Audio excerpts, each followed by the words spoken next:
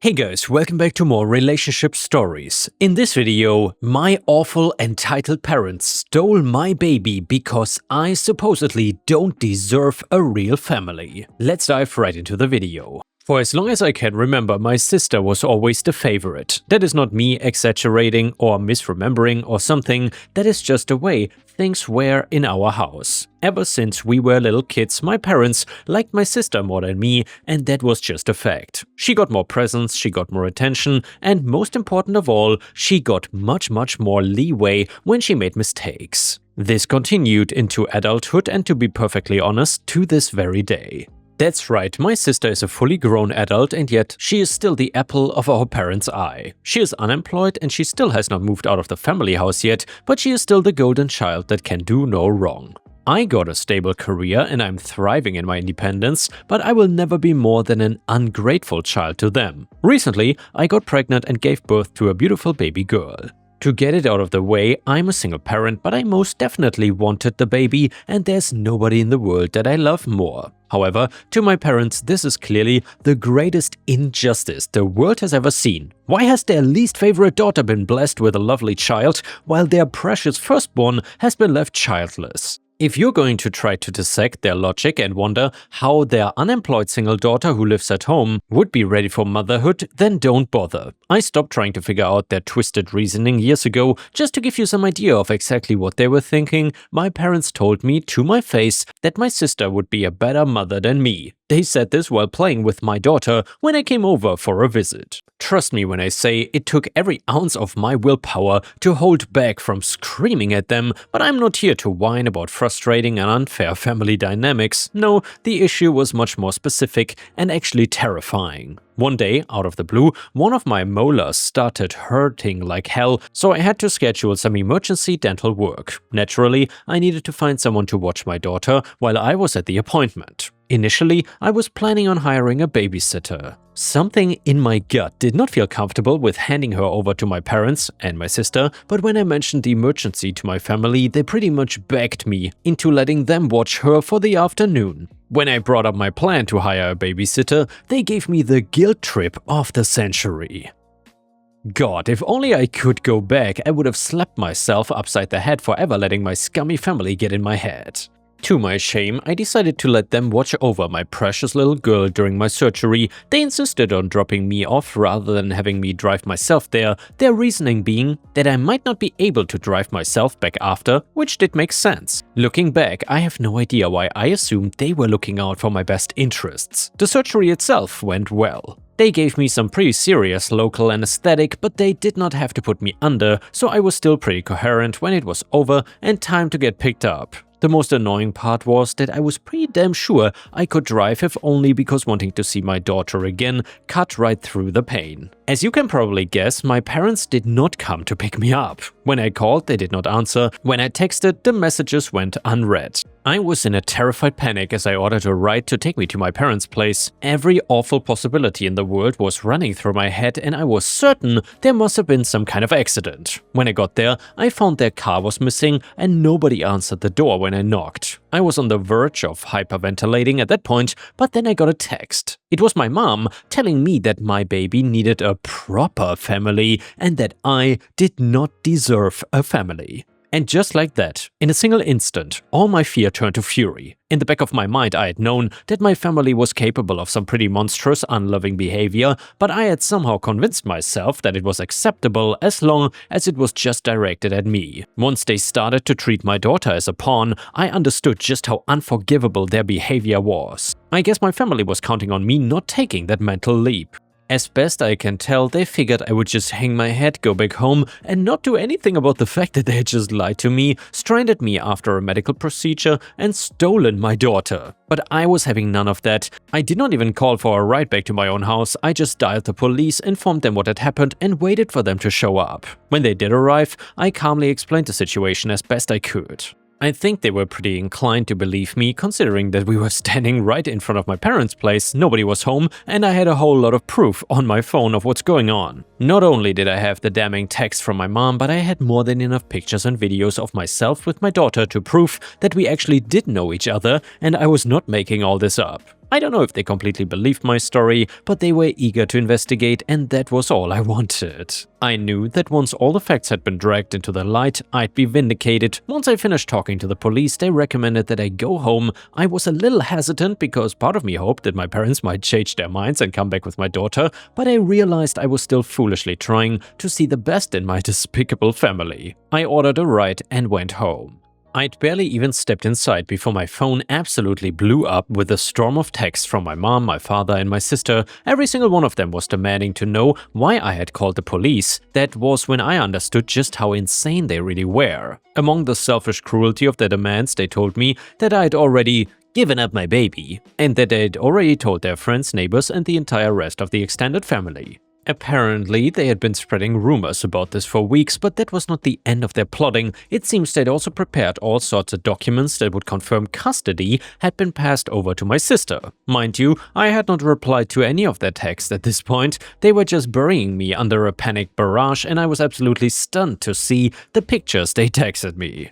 They really did have these falsified records ready, and for just a moment I was terrified that they might be able to take my baby away. I was terrified, but then I realized what all this really meant. They were completely panicked about the police contacting them, so they must not have had very much faith in their kidnapping scheme. I promptly got in touch with the police again, telling them what had just happened. They advised me not to talk to my family right now and that the police would handle things for tonight. It was one of the hardest things I've ever done, but I did as they said and went to bed. All through the night, my phone was blowing up as my family went from text messages to calling and leaving voicemails. I did not answer, but I had a pretty good idea of exactly what they were saying. The few times when I did glance at my phone, I saw that I had even sent some pictures. I was strong enough to resist answering the calls, but I was not strong enough to hold back from looking at the pictures.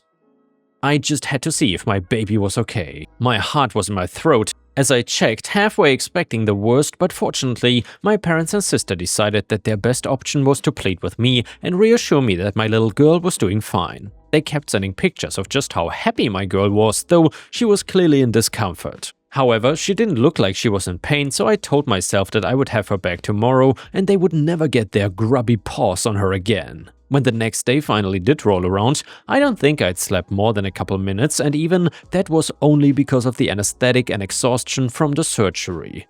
It was still fairly early in the morning when I heard back from the police and got some details about exactly what had transpired here. So firstly, the police paid them a visit the previous night right after I reported the kidnapping, and it turns out they were staying at a hotel room. I'm not sure if they were planning to stay there until I gave up and yielded custody, or if they were planning to flee even further. The police did leave my daughter in my parents' care, but only because they were able to prove that they were related to her. However, the police stationed a car in the hotel parking lot and told them not to leave, which I think is when they truly began to panic and bombard me with messages. The next morning, the police questioned them more thoroughly and told me to drive on over to pick up my daughter. When they gave me the address, I was shocked at just how far away it was. They really must have packed up the moment I was at my appointment and then hit the road, not stopping until well into the night. According to the police, my parents seem to have consulted a lawyer about their options several weeks ago. However, they did not pick a particularly reputable lawyer, so it's not a huge surprise that most of their advice was absolutely terrible. In the sketchy lawyer's defense, it sounds like he did not directly tell them to forge this paperwork, but rather that my family asked him if certain strategies would work and how likely they were to get caught, and then he gave some non-committal answers. Oh, and did I mention that they mainly communicated with this lawyer over emails and text messages? That's right, they left a paper trail and they were too cheap to actually retain the lawyer, so he was more than happy to turn everything over to the police, especially if it meant saving his own skin from any liability. Anyway, you'll be reassured to hear that I did indeed race over there to get my baby girl, and I had her back in my arms before noon. You would not believe the spiteful looks on my parents' faces when I showed up, and my sister just looked sullen as if she had been deprived of her favorite treat. Once I had my daughter back, the police wasted no time in formally arresting all 3 of my family members, and God, I nearly laughed at how shocked they looked. I think my parents actually believed that there were not going to be any repercussions beyond them failing to steal my girl. They must have convinced themselves that my lack of responses to their messages and calls meant that they had actually won. Well, needless to say, my parents got charged with a whole list of crimes, starting with kidnapping and interference and going from there. My sister got charged as an accomplice as well, but I do believe her when she says that she was just going along with whatever our parents had planned. She did not have nearly enough backbone to actually do anything this bold. My parents ended up getting some real time in prison, but my sister just got probation. I think the sentences might have been lighter if they had not talked back to the judge at every opportunity, protesting that I was an unfit parent and that they were doing what was right for the baby. After the voicemails and text messages on my phone were shown to the court, nobody believed that for a single moment. Feeling like I did not have any other option, I ended up cutting contact with all three of them completely. It hurt a bit at first and it felt like I really had betrayed them, but as time has gone on, I've realized just how much of a toxic influence they were in my life. Now that I don't have to deal with their snide comments, I'm finding myself smiling a lot more. Maybe it is just my imagination, but I think my little girl is much happier too. And yeah guys, if you enjoyed these crazy family drama relationship stories, then please let me know in the comments and let's continue with the next one, which also features some insanely entitled awful parents. It is titled, "My male 23 parents, male 58 and female 63, have taken me out of the will in favor of my sister, female 26.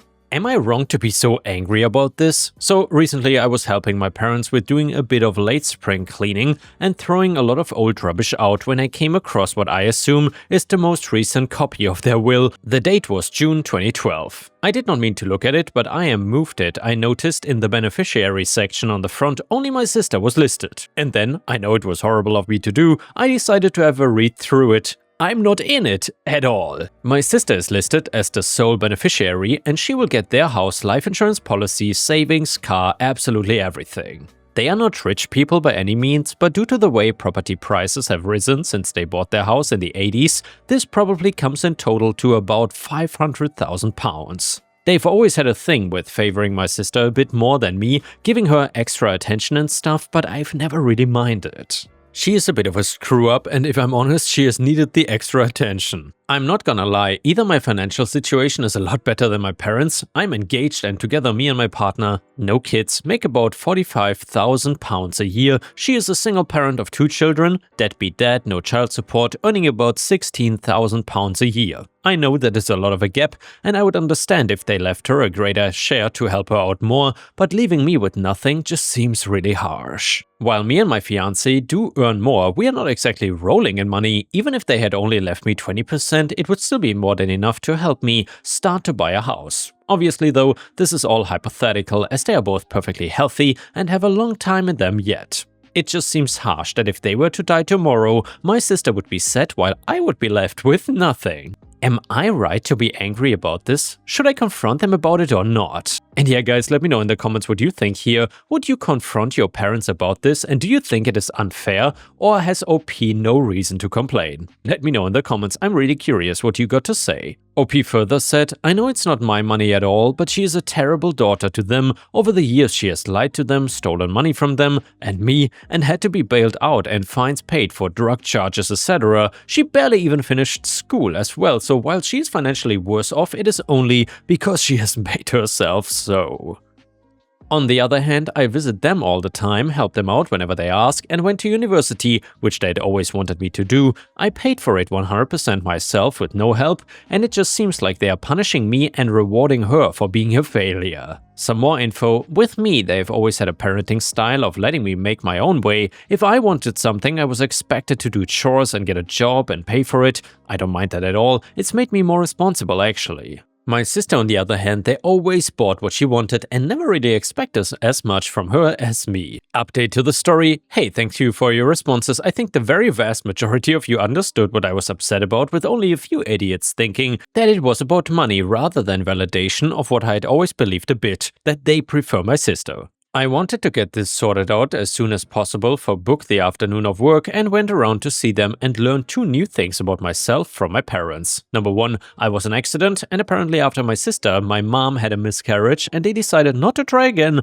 and then a year later along pops me. Because I was unplanned, they had not really thought through their finances, and so for about a year and a half my dad had to work 2 jobs and has always felt that I made him miss out on my sister growing up, and that because he rarely saw me, he is never really connected with me. As for my mom, the previous miscarriage had put her off of having children. She was content with her little girl and by then, age 39, was quite happy to be done having children. Number 2, they are disappointed with me, it seems. They don't like my fiancé and they don't like that I live a 40-minute drive away, and they are sad that I chose accountancy instead of doing a law degree, but most of all they are disappointed that I'm not closer to my sister. That is, friends with a girl who spends most of her life bullying me, who has treated them appallingly, who stole money from them regularly until she moved out, and who I was persuaded to lend £2,000 of my savings for university to so she could clear some debt. She never paid that back, by the way, and I had to get into a lot of debt myself to get through my final year. It's not even like I'm horrible to my sister now. I love my niece and nephew and spoil them all the time, and for their sake will help her out from time to time with money for bills and food. Apparently this is why I am not in the will and never have been, except when I was younger, where custody of me would have been given to an aunt until I was 18.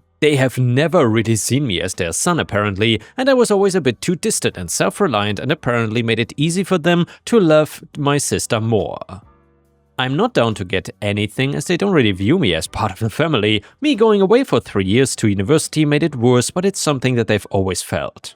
They asked me if I felt that it was wrong what I did and said if I could persuade them otherwise they would change it somewhat. My sister would still be the main beneficiary, but I would get something from them. I know you guys will probably be disappointed with me for my response, but I just left. I told them I didn't care about the money at all, and if they cannot see me as a son, then I no longer see them as parents. I have no parents now. However, on a positive side note, my future in-laws are awesome, and I've been calling her mother-mom for a while now, so I do kind of get some parents. Final update, just posting this as a little update, I found this post when browsing the subreddit and managed to remember my password. So I'm now 33, happily married, 2 beautiful daughters, and running my own business that I started during the lockdowns, which has basically helped us become fully financially independent. Zero contact with my parents or sister these past 11 years. My parents actually are still alive as a result of insane house price increases in the UK. They are probably worth close to £1 million now, and I'm fairly certain my sister is waiting for them to die. From what I've heard from other people,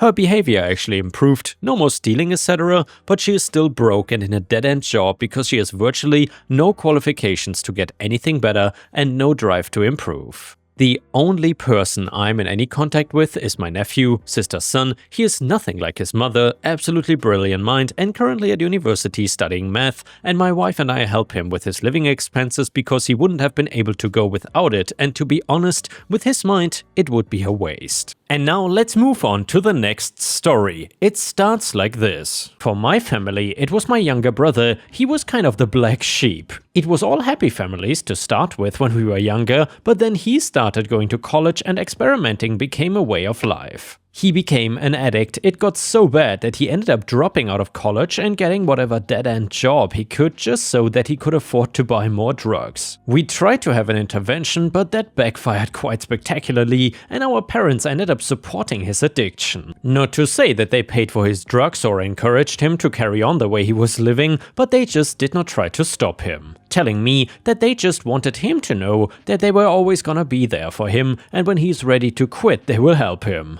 I thought it was absurd and I told them as much. I was adamant that we needed to get my brother off the drugs by whatever means we could, even if it meant abducting him and dumping his addict ass off at the rehab. My parents took that personally and we got into a massive fight. Next thing I know, I'm storming out of the house telling them that I was not gonna be a part of my brother's decline into addiction, which can only lead to him overdosing. I did not speak to my parents for years after that.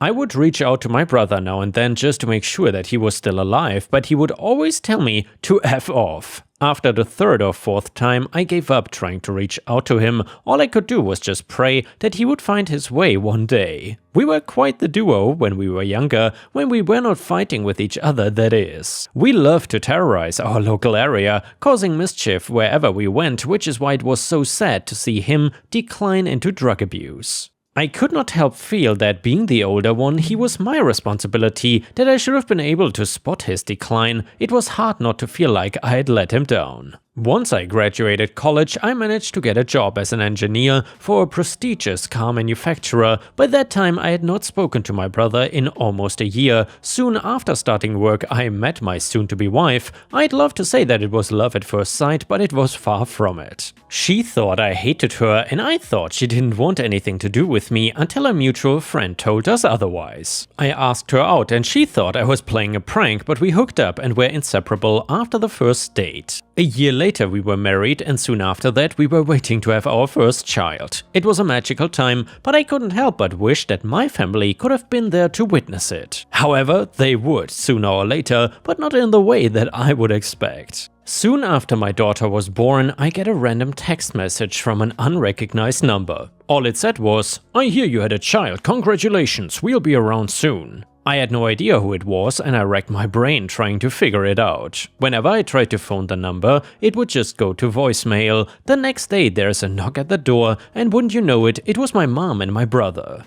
I didn't recognize him at first because he looked clean and healthy. There was color to his skin, and his face did not look like someone assaulted a wet piece of paper of a metal frame. He had all his teeth, some were definitely false, and he was missing more than a couple last time I saw him, and his clothes actually looked clean, hole-free and everything. At first I thought they were there to tell me that he had gotten clean. I was elated, ushering them inside, sitting them down on the couch, making them coffee, and asking how they had been. I congratulated my brother on getting clean. He told me he had been sober for over 6 months, and I was surprised that he had not come to me any sooner, but he said that he was scared after he told me to go away in quite a rude fashion. It would have been quite the emotional reunion if it wasn't for our mother. She cut through our reunion with a very pragmatic statement. "Your brother is infertile because of his years of drug abuse, so he would like your baby." I was so shocked that I swore I did not hear her properly. She goes on about how amazing my brother had done through his rehabilitation and going to therapy and group and everything, that he deserves to be happy just like anyone else. All through this rambling, I felt sure I had misheard. "Besides, he deserves to have a happy family more than you. In fact, you don't deserve to have a family at all, since you're a good-for-nothing idiot." My eyes went wide as the reality hit home, and I had no idea what I was supposed to do here. In the end, I sharply said no and asked her to get out of my house. It was a struggle, but she eventually left, dragging my brother with her before I had a chance to speak to him about this bizarre turn of events. After years of no contact, the first I hear from my family is that they want me to give up my first child to my brother just because he won against drug abuse, which automatically makes him a better person than me, more deserving of a happy family. I think that I'm probably going back to never speaking to my family again, but they were about to get more involved in my life than I thought possible. So I see my mom skulking about in the bushes, spying on me. She couldn't really be thinking about kidnapping my baby, right? Nope, something far worse. A couple weeks later, there's a knock at my door, and when I answer it, it's CPS. "We've heard reports from the neighbors that you're potentially abusing your child." What the actual F? I tell the CPS lady that there must be some kind of mistake. I let her in to speak with my wife and to see our baby. After an hour, she is satisfied that the claims are false and leaves. I'm scratching my noodle trying to work out why anyone would make such a wild allegation, and then it hits me, my mother. I catch her hanging about the front of my house a couple days later, and I storm out there to confront her. I tell her that if she does not leave us alone, then I will have no choice but to get the authorities involved. To make sure that nothing was going to go wrong, I set up cameras about the house inside and out to catch everything. I didn't have to wait long before I caught her on just about every camera, sneaking about my property, poking her nose into windows and making phone calls. Again, about a week or so later, CPS shows up, but this time with the cops in tow. They tell me that they've been getting messages and phone calls warning of a child in danger. They had no choice but to take the child into protection while everything was being cleared up. That's what they told me. I was devastated, but I was prepared. I told the cops about my mother and her attempts to get my child taken away so that my brother could have her. I then tell them that I have cameras up in every room in the house because I knew my mom was gonna play that card, so I give the cops a data stick with many hours worth of footage they could practically watch our day-to-day lives for the last 2 weeks. As well as all the times my mom had been snooping about my house. A few days later, with my wife in hysterics and me pacing about so much, there's now a permanent dent in the living room carpet, CPS and the cops return, thankfully with my baby in tow. The police take me through some things, but ultimately ask me if I want to press charges against my mother and brother. I said yes, of course, though I felt my brother was just as much of a victim of our mom as I was. In the end, after ages of legal battle, my mother got sent to jail for 6 months for filing false reports, as well as a hefty fine for damages. My brother, who was just as much of a victim as I was, got in quite a bit of trouble too for filing a false report. And yeah, Ripe stars, actually after this story concluded, OP wrote quite a few comments on Reddit, saying how he went no contact of course with both the brother and the mother. However, in my opinion, in most of these comments OP revealed too much personal information, and I did not feel like that needed to be out there on the internet or here at least on YouTube. But yeah, just in case you were curious, he did not get together again with the brother, and of course he stayed away from the mother. And we will read one last story from r/I-don't-work-here-lady to end the video. It is titled, I made the mistake of helping someone. So I was at Walgreens today wearing a red hoodie. The very distraught old man approached me. I don't know if you work here, but can you help me? Me, if I can, sure. I go on and help the old man, just trying to do something for his wife. I spent an extra half hour with him, clearly needing to talk. Afterwards, a woman approached me. You took too long to help him. Couldn't you see that I was waiting? Me, I'm sorry, but I don't actually work here and I was simply trying to help. Woman, sounds like you work here then. I did tell her where she could find her item, and then I went to checkout. Well, while at the checkout, she came up to point me out as a bad employee. Well, the problem is this Walgreens is down the street from my house, so I know all the employees. They let her know I'm not employed there, but they would be happy to fire me if it would make her happy. So yeah, I got fired today from a place I don't work at. And yeah guys, if you don't subscribe and like the video, you will also get fired from a place you don't work at. Thank you so much, and I will see you again tomorrow.